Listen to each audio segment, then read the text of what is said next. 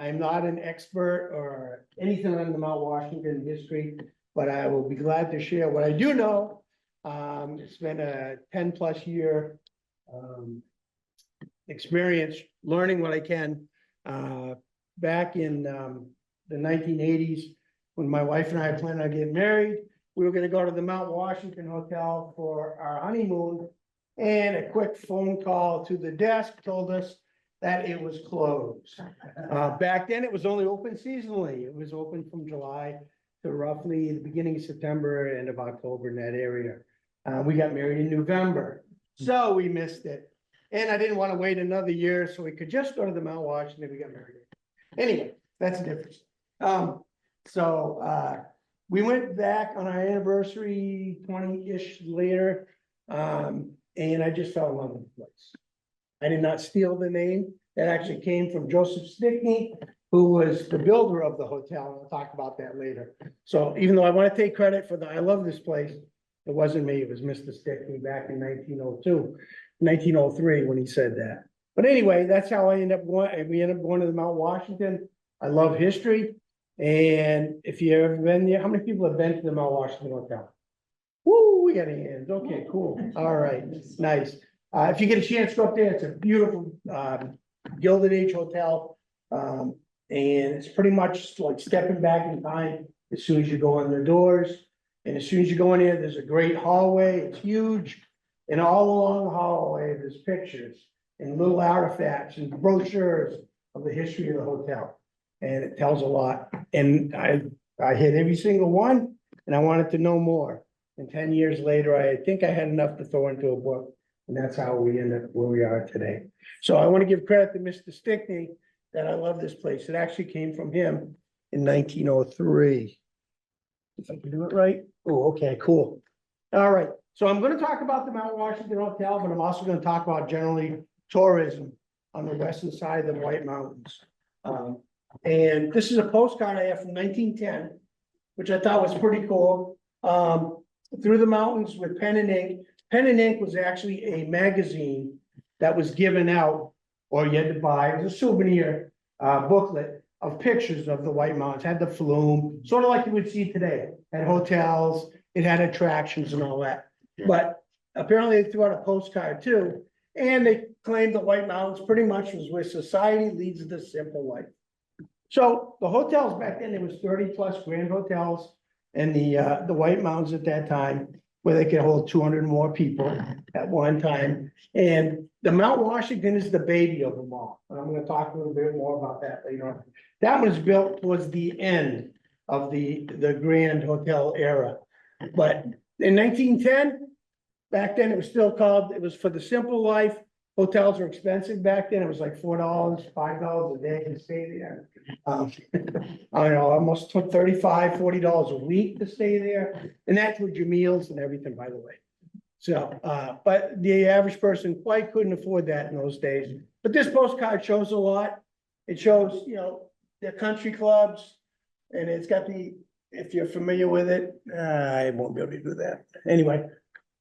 The Word Boulevard above it, that's the Maplewood Casino. If you go to Bethlehem today, that is still there. That's the golf course, golf house right now. But back in the 1900s, 1890s, that was the place where you went to go play billiards, play cards, hang out. They may have had a casino there, I don't know, but I know you could go there and it was like a big game place. And today that's the golf course headquarters. Then you've got another hotel right here, this yellow looking thing, it's Fabian House. That was also up in the middle of the White Mountains. The Fabian House was another big grand hotel. And that's where you actually caught the train to go to the Cog Railway and take that train to the top, which you still can today. And I'm going to talk more about that as well. And then you got the new Mount Washinton Hotel at the top there. Got 1910, so it's only roughly 7 years old at that point. And that's, like I said, that's the baby, that's the new place.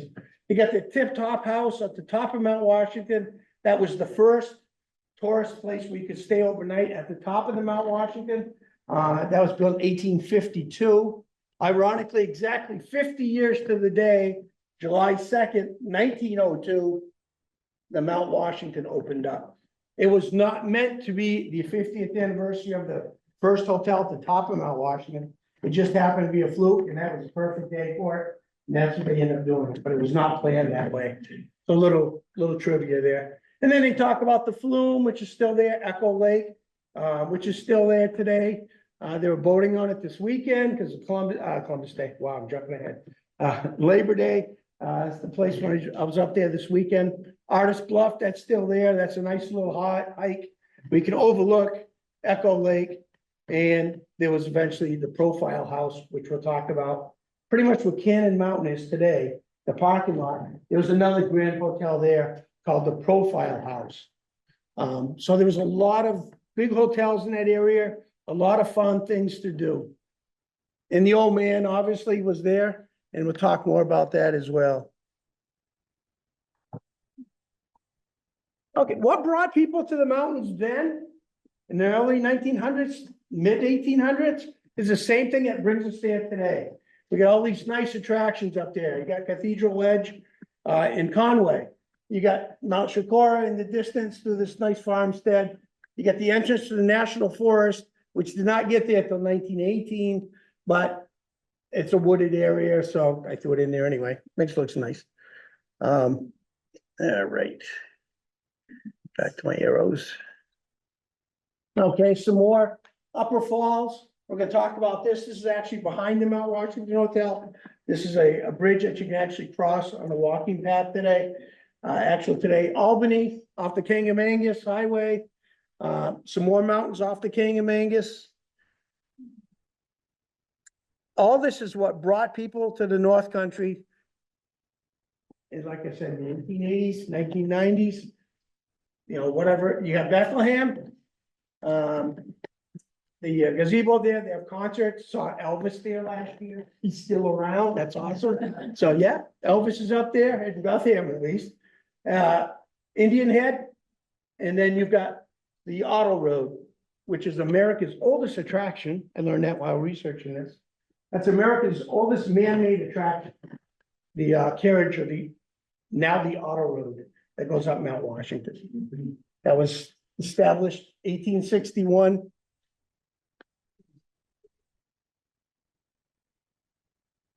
Okay, speaking of, I like that, little maps up there. This is a road map from 1910 of the White Mountains that I found. This was handed out to the drivers who came to Bretton Woods, who came to the Mount Washington. A lot, you know, again, the average car back then was about $30,000 because they're all handmade. So the early 1900s, only, you know, the rich folks, the Model Ts and all that weren't out yet. So the average worker couldn't afford cars. But they would drive up from New York City, from the Boston, from the areas like that, and come up to the hotels. By 1909, 74% of the people going to the Mount Washington Hotel were driving themselves up. They weren't even taking the train back then. So as early as 1909, 74%. I found that one of an old news article. Couldn't believe it. But it's really neat. So this is like a road map to get up there. A lot of the same towns and all that. You're missing, obviously, there's no highways or anything back then. It was all dirt roads.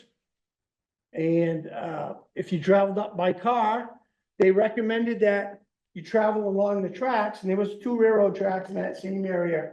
So if your car broke down or you got into rain or something like that, you could take the train back to the hotel. Or if you got, actually, there's an article I read, if you got tired, you could just basically take the train back to the hotel. So yeah, so it's actually pretty nice. And then John Anderson was the first manager of the Mount Washinton Hotel. He came up from Ormond, Florida. We established one of the first hotels on the coast in Florida to get tourists from the north to go down there in the winter. And so he basically had the Hotel Ormond, and he was also the manager at the Mount Washington. And he advertised the Ormond and others on this map. So in the winter, you can see Florida in an automobile. Good roads are being rapidly developed. And many will tell you of their last trip last winter through the Florida jungles near Ormond, on their daily runs at the Great Ormond Daytona Beach, 20 miles without a break, smooth, hard, and almost as level as the floor. They're talking about the beach. John Anderson was also one of the big supporters of something called the Daytona races. And he actually brought the first races of the up Mount Washington here to help out the hotel here. He saw how successful cars were down on the beach in front of his hotel down there. And they established races. So he said, where can I go up north? When he comes up here, so he goes, how about a race up Mount Washington? And they had races going up Mount Washington for a couple of years. And we still have them today. And we'll talk more about that later on. But Mr. Orman was, Mr. Anderson was the one who brought it up. Ralph? So, anyway, so that's what came up. A little trivia there. Oh, going back. All right. This is the baby hotel. That's what it looks like as of a couple of years ago. They did a great job. It's been 2 additions since 1902, leading further to the right, your right. And there was 1 addition in 2008 where they put a big convention center in there. And then during COVID, they added 69 more rooms further down the hill using the slope. So it wouldn't take away from the main hotel itself. So you actually got a pretty lengthy, you can see it through the trees there, but it keeps going on for quite a distance now. You get a chance to go up there. Oops. Gilded Age. How many of you seen the TV show? Good show. You get a chance to see it. It's on HBO. But this was built, the hotel was built during the Gilded Age, 1890s to roughly the 1910 era. Great TV show. Joseph Stickney, ironically, also lived on Fifth Avenue in New York. That was his house, 874 Fifth Avenue. The top right-hand side here is Fifth Avenue with Central Park. And then it gives you some of the houses, the Astors, the Vanderbilts, all those people lived on that street. It was Millionaires Row is what it's called at the time. So Mr. Stickney was in the company, you could say, and all that. And pretty much he and his wife would pen these balls, have balls. His house was based, I'm gonna show it to you in a second here. It didn't look fancy from the outside, but the inside had ballrooms as well and everything else. And they did a lot of entertaining. And J.P. Morgan, the Vanderbilts, Rockefellers were all neighbors and they all hung out together. If you get a chance to see the show, this is good. Oh, keep going back. Okay. All right. Early, now I'm going from the Gilded Age. I'm flipping back in history. What brought people to specifically the west side of Mount Washington? Initially, it was stagecoach rides. This is Crawford Notch today. If you drive up the notch, that's Elephant Head. That's still there today. As you look at it, it looks like a rock, like an elephant head. When you come up over Crawford Notch, it's right there on the right. It's a great hiking spot. It only takes like 15 minutes to go up from the side. You get to the top and you're looking down into the notch. It's a beautiful view, an easy hike. But initially, stagecoaches would bring you up from Conway and all that. A long day ride, hours from Conway to bring you into the notch. And at the top of the notch, today where the AMC hut is a big, huge Appalachian Mountain Club hostel. There was a house there called the Crawford House. It was a hotel that burnt down in 1977. I'm gonna show you some pictures as well. But people would come up and that's where they would stay, right at the Crawford House, right there. But they would come up by stagecoach. What you didn't know, today's if you're going up Crawford Notch, it's a 12% grade. So it's pretty steep for a car. Initially, it was 23%. So you had, this has 4 horses. Most of them were 6-horse stagecoaches, bringing you from Bartlett to the notch. And they had difficulty going up that 23% grade, but they made it. There's a 6-horse at the top here. It's a colored postcard that I have, but that's what they call a tally-ho. You got your stagecoach, then you got more people on top. As you can see all the folks on top there. These are the kind of stagecoaches that initially went up the Mount Washington Carriage Road. So imagine going up the Carriage Road, if you've ever been up it today, it's pretty steep and windy, but being on one of these stagecoaches on the top, holding on as you're going up with 6 horses going up to the top of the mountain. So that's what it would have been like back then. But that was how you also got into the notch back in the day. Then in 1875, they put a railroad through there. John Anderson's father and uncle, Samuel Anderson, and John Senior, I believe, are the ones who put the railroad through. And you can take that railroad today on the Conway Scenic Railway, right into the notch. And you're following the same tracks that were put down in 1875, along the same cliffs and overlooking. It's beautiful, but you're literally on the edge of the cliff with these trains going up through to get in. And the tracks are still there today. These tracks right here in the center are the ones that bring you in. You can see the Crawford House in the distance. That's gone now. That burnt in 1977. But the road to your right, it's a lot wider now, but that's the same road that you basically take in today, coming up the notch. The other way in the winter, because they didn't plow back in the early years, is you go by, all right, I was gonna say stagecoach. Snowshoe, thank you. You go by snowshoe. In this case, they're going down. But this is the same one, the same picture up there is the same here. These are the tracks coming through today. But that's the same road. And then it gives you a rough idea of what the road was before they lowered the grade. So the 23% grade coming down. And you had the narrow road, and then you also had the Saco River going along the road. Today, the Saco River is in one big pipe under the road. So you don't see it until you get further down into the notch. You look to the right, it looks like a big cave-in going down. That's where the river comes through. But closer to the notch, it's all in a huge pipe.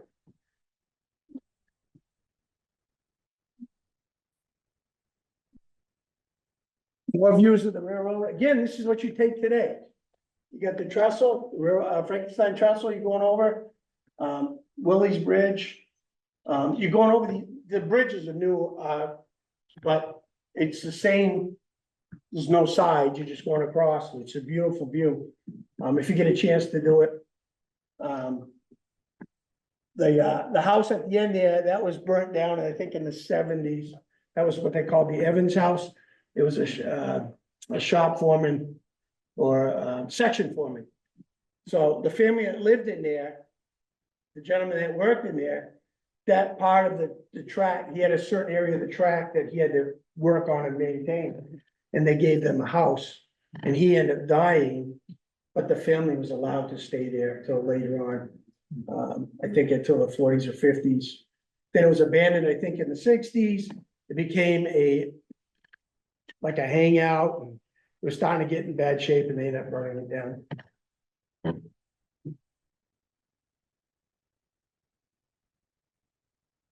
Fabian House, the top here, that's the yellow building I was telling you about.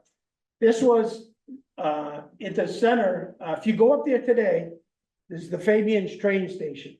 That would be across the street, pretty much where the trains are right here now. And the hotel would have been on the other side. The hotel's gone. That burnt down in 1951. A gentleman had bought it. I think that summer, he put like $100,000 into fixing it up, and then it burnt down. And they never rebuilt it. But that was the Fabian House was a central spot where everybody went that went to the mountains at that point. All the trains led to Fabian Station. And the train you see right in front of us, the 2 open cars, that's an actual train by Boston and Maine. It was a 6.5 mile track from this hotel to the base of Mount Washington. So you got on this train here. They took your picture. There's an actual picture right there. It's got the date and time and everything on there. So when you come back, you can say, I want the 10 o'clock train picture, and you can buy it from them, whatever. So they had, they had a souvenir shop going on back then. So they're taking your picture while you're on the train, and then your train was backed, not pulled, but backed by an engine, so the cinders and the smoke wouldn't get in your face. And they backed you down these tracks, which today you can still go on. But if there are trails behind the Mount Washinton Hotel. It's actually the Boston and Maine Trail. You can actually walk down it. And it leads you, that's Mount Pleasant. But they would go for 6.5 miles, they would push you down. And then you would end up at the base of the Mount Washinton, pretty much where it is today. And you would switch from that train, get on the cog train, very similar to what it is today. And then it would push you back to the top of the mountain, where you could spend the night at the Tip Top House or the Summit House. There was another huge hotel up there. You could stay either one or whatever. And so you could technically go, you could take a train from Boston to Fabian's, go across the tracks, get on this train, go 6.5 miles, get on this train, and then end up spending your night at the top of Mount Washinton. So you can have a good time. It was a trail all the way up there.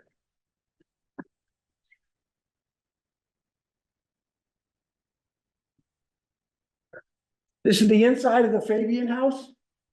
See, the outside looked kind of just basic, like a square old, hotel. But it was all decorated. It had ballrooms. It had, pianos. It had big dining areas, tin ceilings, fireplaces, carpet, bands. It had golf. Everything was there for you. Pretty much all the grand hotels had the same amenities. Some had more than others.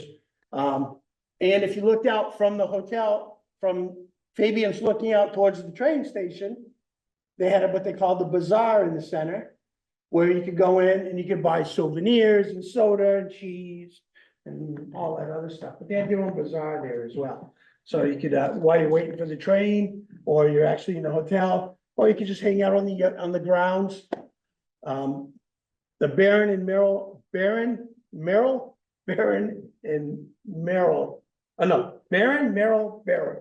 There's three managers that owned most of the hotels in the White Mountains at that time. That's just a copy of one of their booklets. But they had the Crawford House, the Fabian House, and they had the two hotels on top of Mount Washinton. They also had the Twin Mountain House, which we'll talk about.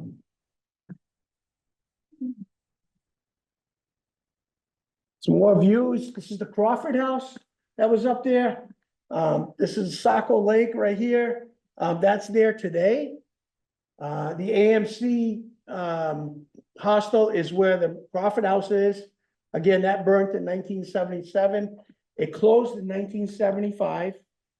It was abandoned for 2 years. They had a huge auction there where they sold everything, including cabinets. People were buying cabinets in there. They were buying the pails that were used for cleaning the floors, anything they could get. The trim, the doors, they took everything they could out of there. So pretty much after, I think it was 2 or 3 day auction, pretty much it was just a shell. And it sat there for 2 years, then mysteriously burnt in 1977. But when you walk through today, this is all woods to the left of the tracks. But you can see where the tennis courts are. You actually go from the train station, which is still there today. You'll see it in a second here. It's a tourist area. You get souvenirs, and the train actually stops there now on its way through to Fabian's when the scenic railroad comes through. But when you take the path to Mount Willard, which is behind it, it actually goes through the old tennis courts. And well, my daughter can tell you that. Every time we went up there, I'd always be looking for weird stuff. And I go like, oh, here's where poles were for the tennis court. There's another one over here. You could actually go through the woods and they're still there. But the kids probably know more. Yeah, Dad, you already told us the story. That's good. I always look for weird stuff. And I'll talk about pipes in a second too. That was really cool. I found the lost pipes in the Mount Washinton Hotel. Isn't that exciting? I know, I'm gonna get you all excited. You gotta get up there. But I thought this was a nice stereo view card right here of the kids. It's like a little putting golf in front of the hotel near the lake. Today, that's a parking lot, pretty much. You just drive through and you can just pull through here. This is the Crawford House, the golf course. And today, 302 goes right through here, just like this does. And you can see the golf course. It's all cleared out. There's brush and stuff, but you can actually see where the golf course was at the time, which is really neat. And then this road that's going up Mount Willard, part of that is now the hiking path. You can only get to the top of Mount Willard, which is the best view in the White Mountains. You get up there and you can just see it's beautiful. But part of that road today is the hiking path that goes up. You can only hike up. For 1 year, you could actually drive your car to the top of Mount Willard, park 30 feet from the end of the road and walk to the edge and overlook it. If you're walking up, you see the cement pipes. As you're walking up the path, you see these cement pipes randomly sticking out of the ground. That's part of the old drainage system that was under the roads. They started working on it in the early 30s.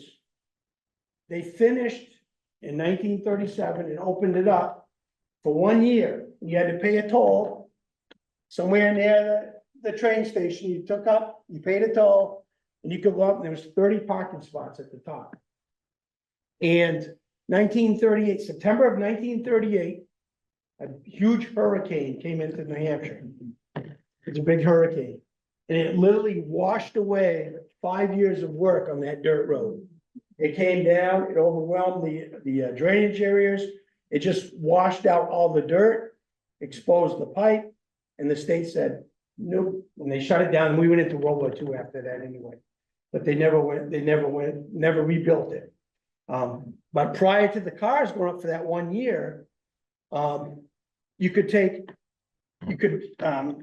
rent a bureau, a donkey, and you could take a donkey ride up if you want. You can walk up, or the hotel even had buggies and horses. They put you in a buggy and they could bring you to the top of it. So you could look, there's 3 ways you could get up there, but for 1 year, you could actually drive up Mount Willard. This is the Crawford House brochure from the 1950s. They put a swimming pool out front. Prior to the swimming pool out front, there's Lake Ammonoosuc. It's a very small lake, about a 10-minute walk from the back of the Crawford House, or what they call the AMC hut today. And you can actually go back there, and that's where their swimming hole originally was. And there's a picture of it up here. They had canoe rentals. You could do all that. That big bathhouse, a whole sandy area. I mean, it was a great place. But as soon as they built the pool up front, that basically became abandoned. A lot of people didn't want to walk that 10 minutes behind to go to basically a private lake. They just hung out at the pool or whatever. But this is the golf course in its better day. And then the aerial view from Avalon, which I think is a taller mountain, looking down. And they actually, at that time, they started building a motel. They had cabins there as well to draw more people. As it got in, I'm jumping ahead here, but as it got into the 1960s, after World War II, people didn't want to stay at the big hotels anymore. It was too dressy. They didn't want to bring all these clothes. They just didn't feel right. They just wanted to park the car outside, go in the cabin, unlock it, sit back, watch some TV, kick back, maybe read a book or something, maybe throw something on they didn't have microwaves back then, but throw something on the little stoves or whatever they had. So motels started taking over, and little cabins started popping up all over the place. And so the big hotels, in this case, the Crawford and Bretton Woods as well, started building motels closer to the road. So you could pull in and you could do that. Then that way you could still be fancy. You could still use all the amenities, but you had your own little drive-in. You could drive in, leave when you wanted, and all that.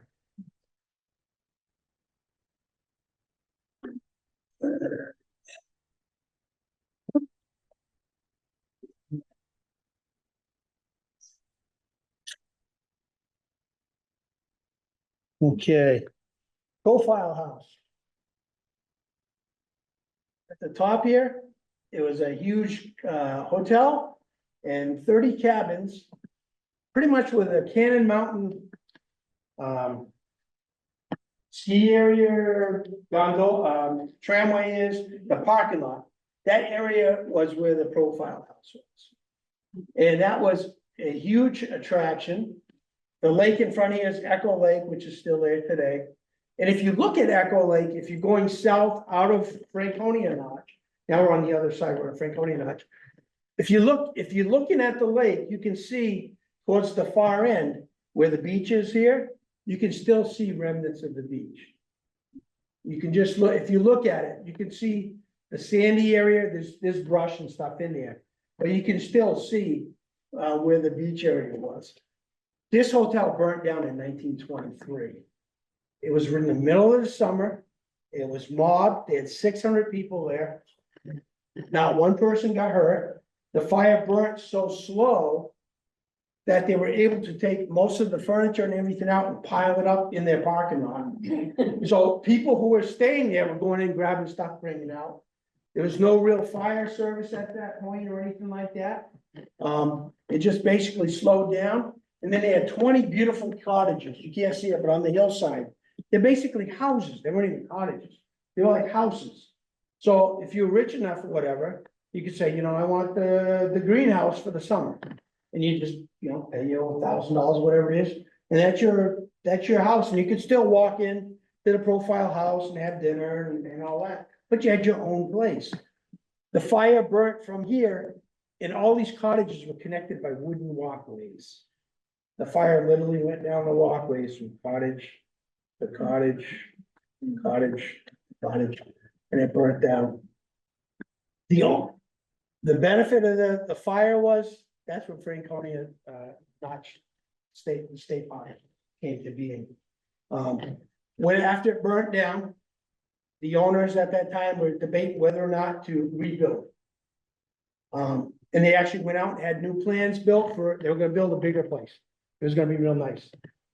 And then the owner at that time said, no, I can't, we're not gonna do it.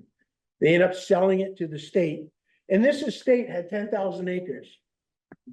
On the estate was the flume, the old man of the mountain, and the basin. They owned all that. That was their property. That was all private property. They sold it to the state of New Hampshire for $400,000, 1923. 200,000 of the 400,000 was paid by a man by Mr. Storrow from Storrow Drive in Boston.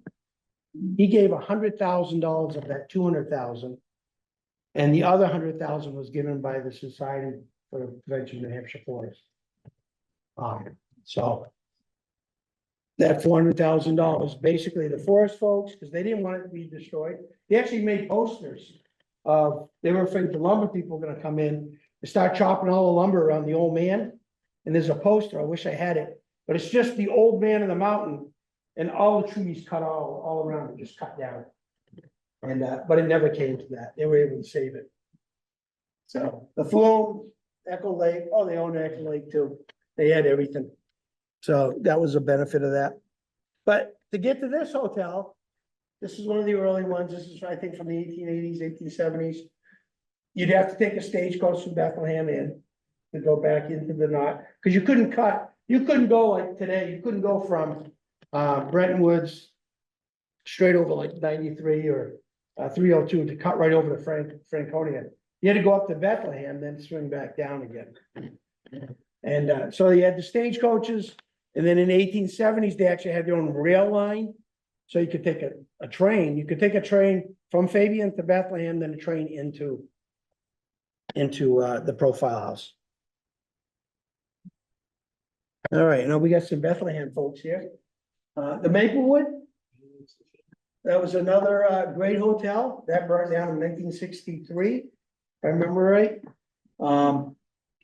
And that an awesome golf course, which is still there, which is across the street. That's the that was on that postcard I was telling you about, the casino. That's still there today, and there's also a golf course around it. That's the lobby of the hotel. Really fancy looking. But that was another grand hotel that was up there that brought a lot of folks. Bethlehem was known as the it was home for the hay fever association or something like that.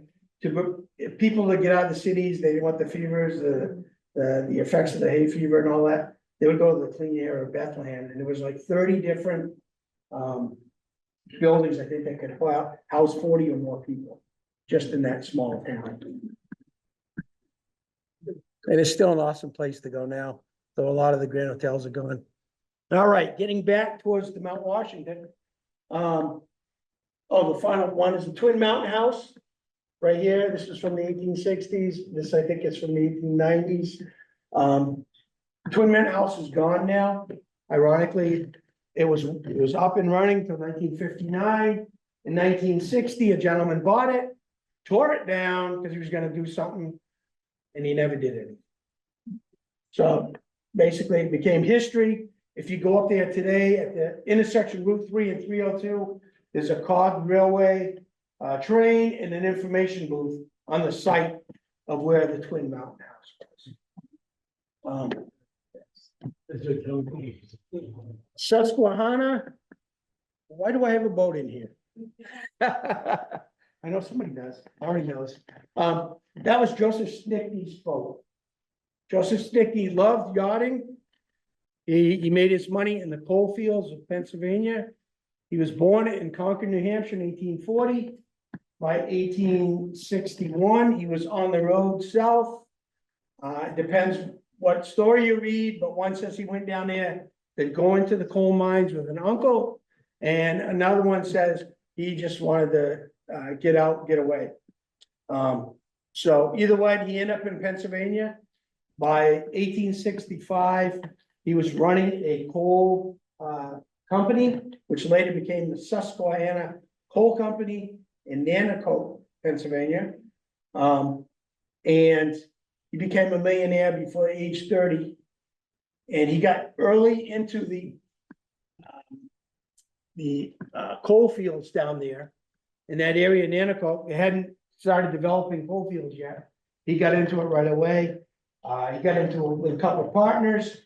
They ended up getting a bunch of land, and then it became rich with coal, found the coal, and then he also got mixed in with a place called the Pennsylvania Railroad.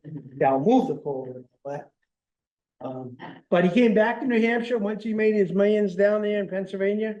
And on one of his trips home, he went to the Twin Mountain House, and he was introduced to a young lady named Carolyn Foster. And she is right up here smiling to the prince. But this is a picture from when she was a princess. She ended up marrying a prince. After Joseph Stickney died, she ended up going to France and marrying a prince. And she was known as the princess. But that's a French print that I found of one of her. She loved to have balls and dances and all that. But stepping back, Joseph Stickney met her while they were on his boat. She had a friend from the Twin Mountain House who invited her to go to Stickney's boat when they were in Boston Harbor one day in 1890. And he had met her briefly at the Twin Mountain House earlier, and they renewed their friendship. And less than 3 years later, they were married. He was 52, she was 25.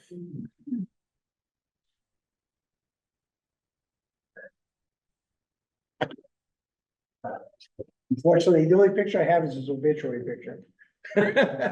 But that's Joseph Stickney. This Carolyn Stickney, about 1912. She was dressing up for a July 4th party. So that's a picture that that you see a lot in the books of her. But so that's basically those two. This is the house that he created, 874 Fifth Avenue. After they were married, they ended up moving there. Originally, it was a duplex. He made it into a single home. And like I said, there was ballrooms and all that. And this became famous because negotiations by cable. When the princess married the prince, she moved to France and stayed with him. And this was in 1913, 1914. The house went on the market at that time. Her house did. Because she was living in France at the time. It was World War I at that point. Germans had attacked the French, so they couldn't get out of France if they wanted to anyway. So she basically was one of the first people in America to sell her house by cable, by telegraph. Somebody saw it, they communicated by telegraph, and at that time, each word was 25 cents.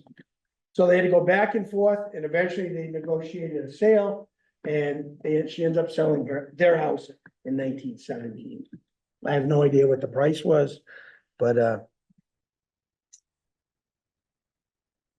when Stickney first went to the White Mountains, he saw this ordinary like hotel called the Mount Pleasant House. This was about 1881. When he came back from the coal fields, he wanted to do something in New Hampshire. So he ended up going to Carroll. It's not known as Bretton Woods yet, it's the town of Carroll.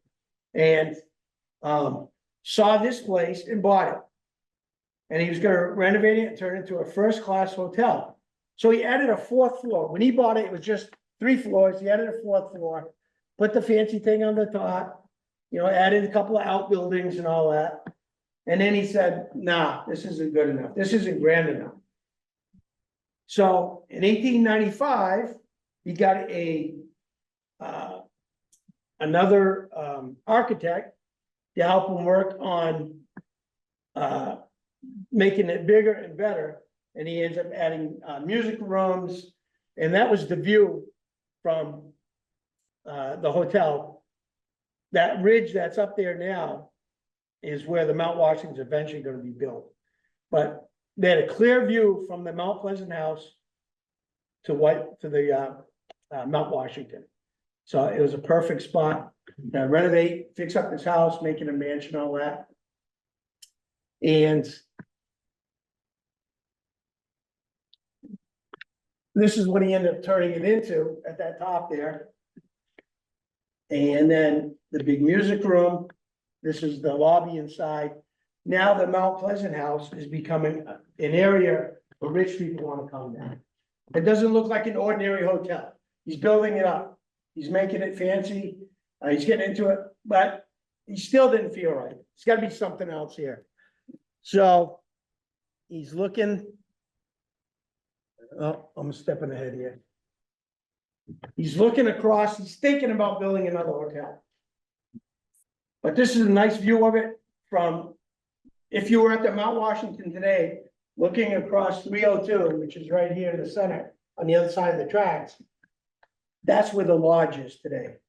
There's like a motel that the Bretton Woods built, the hotel built. That's where the Mount Pleasant House was. And one of the things for the Mount Pleasant House, Mr. Anderson said, we gotta bring people up here. Let's have baseball games. Remember I was telling you his head, he was thinking I had. Baseball wasn't like, 1890s people like, what's baseball? What, I don't understand. So he would actually have like, not clinics, but he would show people what baseball was. And he would bring teams up from Florida, because he was a big team owner down in Florida. So he would bring up what he called the Ormonds, his Ormond Hotel people, to play the Mount Pleasant people.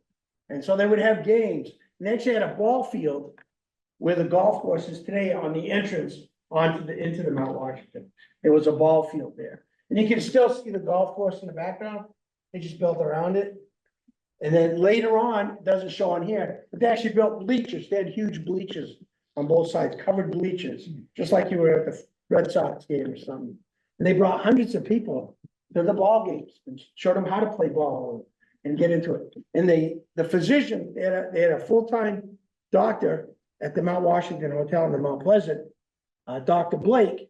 He was also the umpire. He loved baseball. He was always out there doing umpire. And there was a letter I read that one of the secretaries wrote from the hotel that said they went to a baseball game, but it was more like a track meet because it ended up being 23-1. They were just literally running the bases all day long. So that was pretty cool. All right, so he's thinking ahead. This is this hotel, the Mount Pleasant now.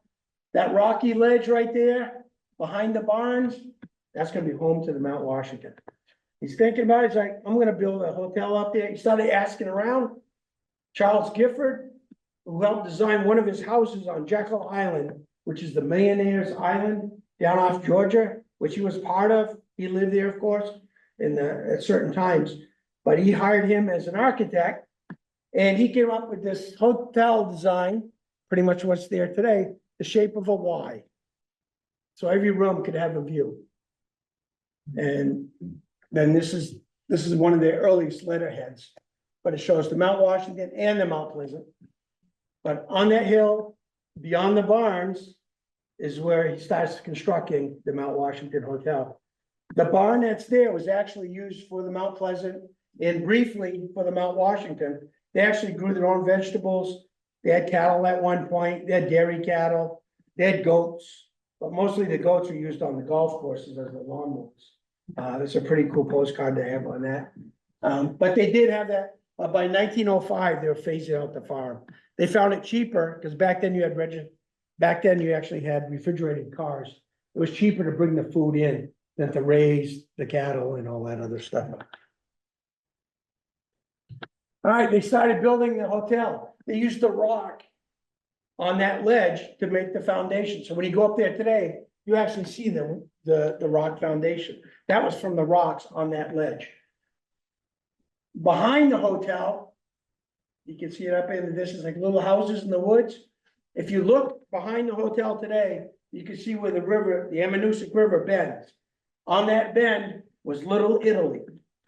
That's where the workers worked. They had 400 workers working a year and a half to build that hotel, from basically ground to finish. It took a year and a half, but they're working year round. They had 400 workers and they had 250 artisans from Italy that came up, made stonemakers, I guess they had cut the stone cutters, plasterers, experts, and most of them are Italians. That's why they called it Little Italy.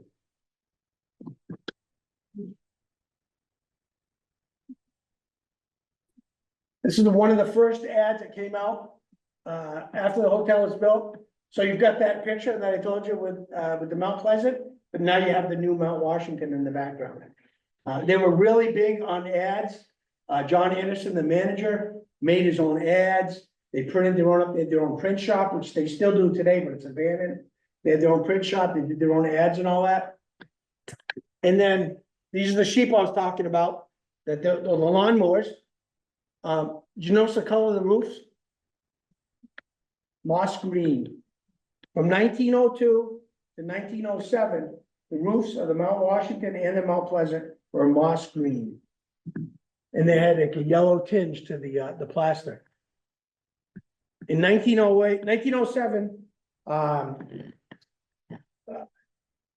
John Carrington, he was the new president because Mr. Stickney had died. Mrs. Stickney went overseas. She stayed over there and let other people run the hotel. He came up, he wanted something different for the roof. So the initial color was a maroon color.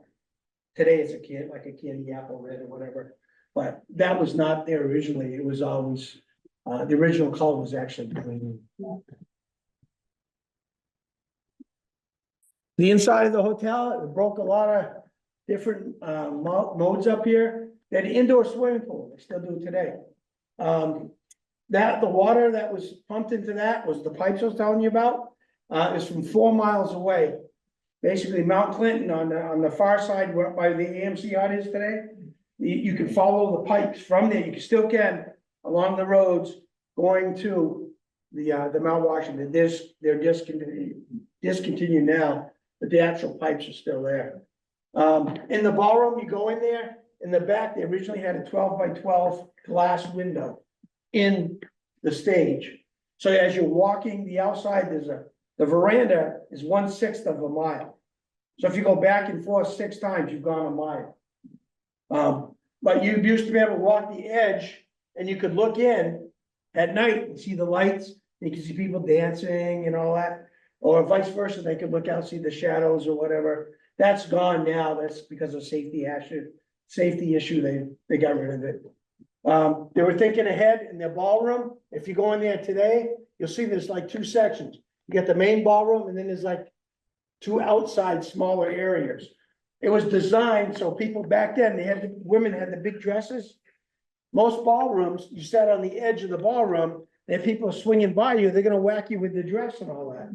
Here, you had a separate room you could still sit in, not get whacked by the dresses, and still look out at the ball. So they were planning ahead as far as that. The hemicycle room or the conservatory, that's still there today. It was designed, so, there's a grand piano in there, but basically, it's a hollow ceiling above you. It's like an echo chamber. So the person could either sing or play or whatever, and it would just echo through the room.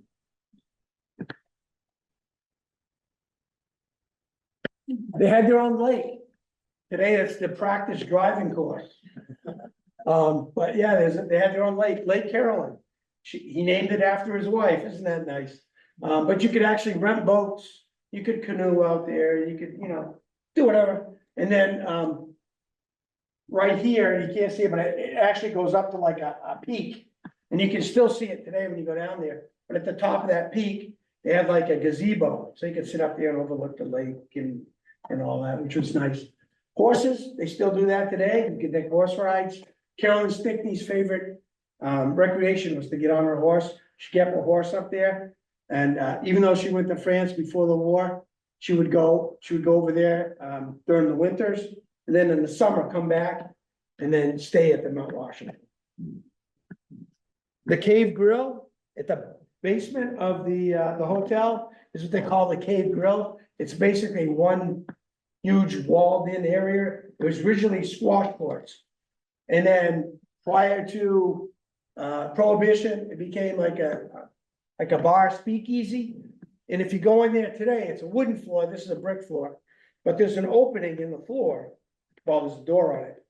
But during the Prohibition, they would serve you tea, not tea, but you would get a teacup, but you'd have your booze in it. Remember, not too far from Canada, so booze was all over the place up there. But they would serve it to you in teacups. So if the police or the feds came by, they would look in, everybody drinking tea, and all that. And then, but if they would get heads up, they would get, because they had their little huts out front, just like they do today. They're not manned, but they can radio ahead and say, the cops are coming or whatever. And then they would relay it, and then they would open up the track floor, and then in the floor, it was a barrel, a wooden barrel. So you dump your stuff in there, they shut it down, put the little rug over it again, give everybody tea real quick. And then they said that the booze was actually hidden in the Spanish moss ceilings. So I don't know how they did that. You look at it today, I can't figure out how they did it, but supposedly that's where they were. This is just a menu from the early 1900s. I mean, you name it, they got it up there. I mean, little neck clams, green turtle soup. I mean, for being in the boonies, they had, they had whatever you wanted up there, which was nice. And concerts, they had a 22 member band. Recreation, this is pretty cool. I thought it was neat. It's a 1915 brochure for the hotel, but it's in color. I'm like, wow, that's pretty wild, because back then everything was hand colored, the postcards and all that. But I thought that was pretty neat. And then the golf course with the kids on it. Upper Falls. If you go up to Upper Falls today, this bridge that the lady and the gentleman are on is not there. They had a horse path that went across there, as well as a walking path. But the walking bridge in the distance is still there. And you look down the river towards where these people are, and you see what I call the second old man. You can see the profile, like a nose sticking out and the lips and the eyes. This is actually a photograph that was taken in 1939 with the owner's new wife, Reuben Foster. When Caroline died, she left it to her nephew, the whole hotel. But that's his wife without the flag looking up at it. And they sent this picture, or a copy of this picture, to the White House, claiming that was Franklin Roosevelt. So it sort of looks like him, I guess, but so I thought that was pretty cool. All right, the big hole, the moose on top of the old fireplace in the Grand Hall, that's still there today. When they built the hotel, it was the second place to be lit, to have lights, to have electricity in the White Mountains. The first one was the Mount Washinton House in 1895. Edison put his lights and stuff in there and lit it up. And then, when they built this in 1902, Edison also lit this place up. But back then, they had lights on the roof, and then they had a 10-foot Mount Washington sign in the center that was all lit up. And they said that it just like lit, you could see it a mile away. It just lit the whole area up. Because at that time, the only two places that had lights in the whole White Mountain area were this hotel and the one across the street, the Mount Pleasant. This is their pharmacy. They got so far into it, they actually ended up building a pharmacy. That is actually still there today. They house some of the staff in that. The two barns in the background are the ones we saw before. That's where they kept, initially the cattle and all that for the Mount Pleasant house. By this time, they were using it just for the horses for the hotel. And then 1921, this huge fire just broke out in here. I don't know why, but it broke in there. And it threatened this building, it threatened the Mount Washington, and it threatened the brand new car garage, which is right here, that could hold 150 cars. Ironically, the fire department, because the Mount Washington actually had its own fire department, and still does. Employees are trained, plus they have sprinklers, they have hoses, they have hydrants, they get everything all over the place. They were able to stop that fire, which went up real fast, from destroying any of the other buildings, including the $1 million of cars that were in that garage. That's what they were estimating. If you go up there today, there's a new stable there. I think that's the one that replaced those two stables. The hotel doesn't even know, so. If you go around Saco Lake today, that's Idlewood. That's on the backside of Saco Lake, which is up by the Crawford House. You can walk around, those stairs are still there, the railing is not. The stairs are still there, but it led to the top of a big rock, where it's an overlook. We could overlook Lake Saco. And then you could see the Crawford House in the distance. It was another fancy place where people could go and just hang out and all that.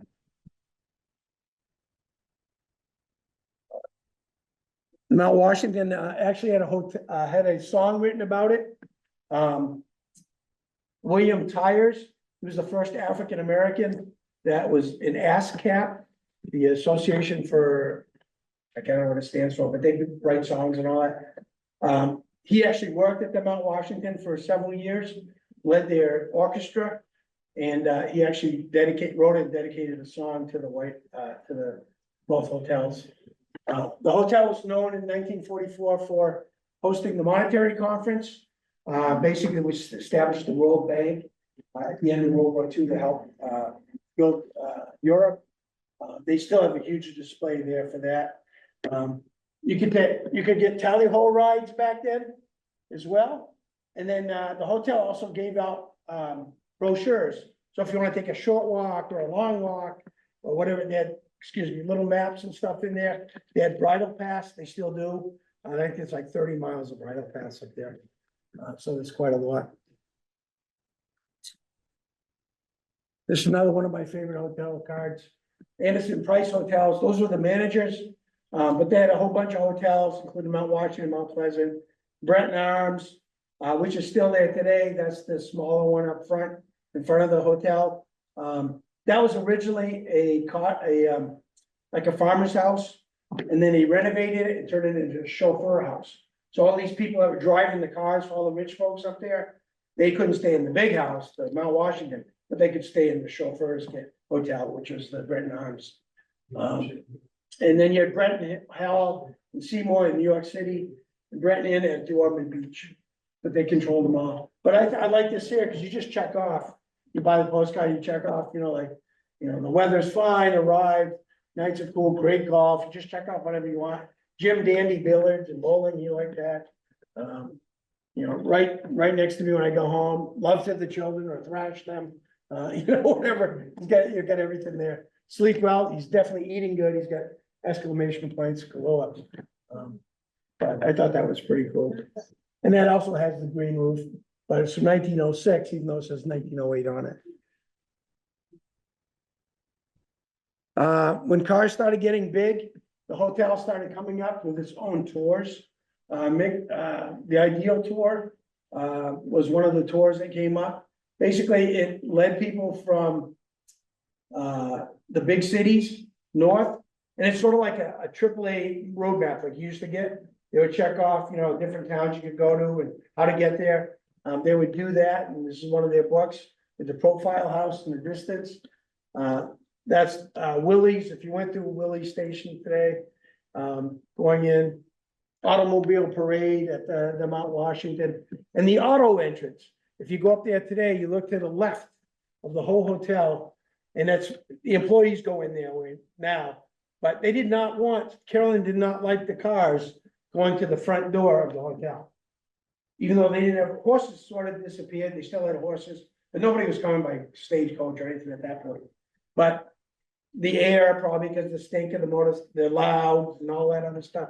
So they made a private auto entrance to the side, which is still there today. And I thought this was pretty good, you know, the thing broke down and the horses are carrying them in. You can't see it, but it's the person who did the postcard says Frank, and then she's got herself as yours truly. So she can put herself in there. Back then, the hotel made the signs. They also fixed the roads. They also increased the roads, made them bigger, widened them. The people in the hotel did it all. But this is a good one. This is that if you're starting to go up Crawford Notch today, there's the Silver Flume and the Silver Cascades and Flume Cascades. There's two waterfalls that come down to the road. This is we are crossing the Silver. This is before it was knocked down to a 12% grade. But the sign basically says steepest grade in the notch, gives this thing. All passengers should walk up the hill in advance. Drivers remain in the car to control your brakes. Many machines stall here for lack of gasoline. Look in your tank. And it was put up by the Bretton Woods Company, which is the hotel. So people used to stall, and they actually had at one point, the Crawford House is at the top of the hill, and Mr. Merrill, who managed it, would bring a couple of horses down to the bottom of the hill here and wait for the cars to stall, whatever, going up the hill. It'd be like the tow truck. He'd bring his horses in, hook up the cars, and then pull them to the top of the hill. Luckily today, you don't have to do that. You have to wait for horses. Just pictures of so that's the interior of the Fabian bungalow. That was in front of the Fabian house. There's the Bretton Woods Singers. There was a group of boys that were brought up every year from Boston or whatever. They were the entertainment basically for the hotel. They sang in the Stickney Chapel, which is still there today. They went from roughly 1910 to 1973. So they would sing every Sunday in the chapel, and then they would also give concerts while you're eating at the hotel. And it was a privilege to be that. They actually made a record in the 70s. And then when Mr. Hancock, gentleman right here, when he died, that basically faded away. He read it from the beginning right up until the end. And then you had the old Jack of the Mountain right here, John Vales, who's buried up in Twin Mountain, but he helped to build the railroad in the 1870s to come through. And he liked the area so much that he built this shack not too far from the Crawford House. And he had a big sign up that said, "To House Jack Built." So the tourists would literally walk down there, and he would tell them stories about fighting pirates. He was from England, or he had an English accent, so he used to talk about different things, fighting Indians and all this other stuff. And then every now and then he'd eat a snake or two in front of people. Or he had a couple of black bears for fun, you know, to show people. And then he sold souvenirs and postcards. And he even had a book written about himself to make some money. And he gave the impression that he lived in this old ramble shack all year long. In the wintertime, when the tourists went, he went to his family down in Twin Mountain, stayed there for the winter, and then came back out in the spring and did his old man thing. So that's a pretty cool story. But there's still remnants of his house in the woods. I've yet to find it, but I've been told it's out there. Different hotels. Sinclair, we talked about that. That was in Bethlehem. Other grand hotels. These are the ones that Maryland Barron Company did. Twin Mountain House, Tip Top House, Crawford House, Summit House. These two, this one was on top of Mount Washington. That was on top of Mount Washington, and the Fabian House. So they managed all those, they pretty much managed everything in the area. You have the Gray's Inn in Jackson, and then the P. McGlosset House in Plymouth. They're all gone. And then anybody know what this one is? I'll give you a hint, that's the ocean and this. What's that? Wentworth, yep, that one's still there. I thought that was gonna go down, what, in the nineties or whatever, but it's still there, so, well, we still have a Grand Hotel down here. All right, so even though we talked about, 100 years ago, whatever, like I told you, every now and then you can find stuff that are still out there. It's a story basically of the Twin Mountain House coming down. There it is before it got the wrecking ball. There it is with part of the wrecking ball. Right up until a couple of years ago, there was a swimming pool behind it, a big in-ground swimming pool. And you could still see a corner of the swimming pool, right up in where the information booth is.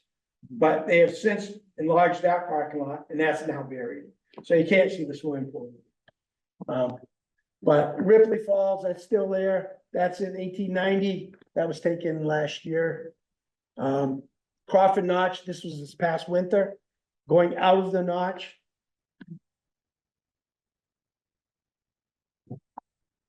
The Crawford Station, which was where John Anderson actually got his start before he became the managers.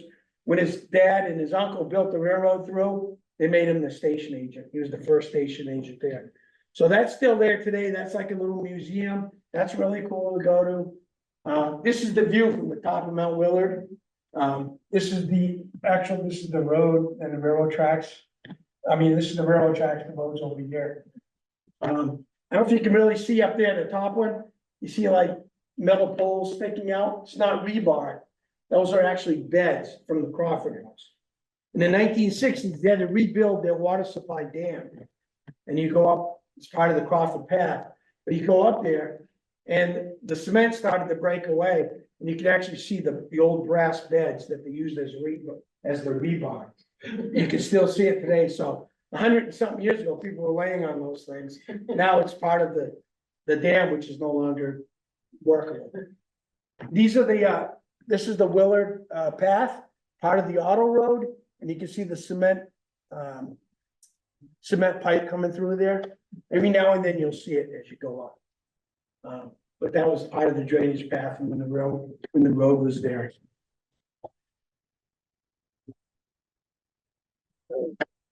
Echo Lake in the 1880s, painting profile house in the distance. This is what it looks like today from Artist Bluff. And then 93 coming through. The old man I was telling you about, or the second old man, that's what it looks like today. The profiles, these are great. So you can basically see what the old man used to, I remember what it was like. And I'm sure most of you, if you've been up there, but for the kids, I had to have them go pretend. But that thing is perfect because it sort of builds it out for you. But these are the profilers that are up there now. That was the postcard I was showing you of the Ammonoosuc Lake Beach House. And this is what it looks like today. So you can see where the beach used to go roughly, and you can see that. But yeah, that's why I always drive the kids nuts every time we walk through there. Remember that? Remember that? Remember that? Remember I told you at the beginning, I love this place. It was not my idea, it was Mr. Stickney's. He was actually walking in this part of the veranda overlooking Crawford Notch. When he, in 1903, in September of 1903, so roughly, 100, over 100 years ago, he was walking through there with his friends, and he pointed out the notch, and he says, "I love this place. I regret leaving this place." He died 3 months later in December 22nd, 1903. He had a stroke and died in New York City. He never returned to the hotel, but this is his monument. His wife built. He was buried with the family plot. It was just a big obelisk. He was buried under there with the rest of the family. And then in 1936, when the princess died, or Carolyn died, she left in her will monies to build a mausoleum. And so they built that.